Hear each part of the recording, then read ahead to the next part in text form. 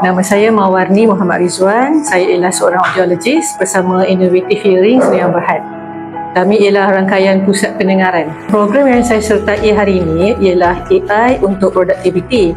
Jadi seharian ni kami belajar menggunakan Canva AI untuk memahami Google Analytics dan macam mana cara untuk membantu perniagaan. Jadi pada saya sangat suka program ni. Terima kasih kepada Perbadanan Produktiviti Malaysia MPC. Melalui program ni saya kira saya dapat banyak ilmu dan saya akan menggunakan AI ni untuk menambahkan lagi program-program pengurusan dan juga promosi pusat pendengaran kami kepada orang Malaysia. Jadi selama ini kami buat kerja secara konvensional.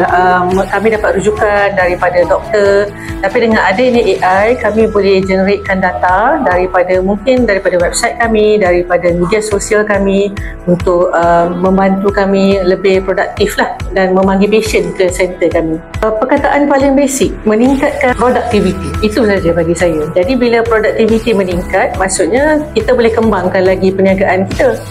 Jadi itulah yang saya kira pentingnya.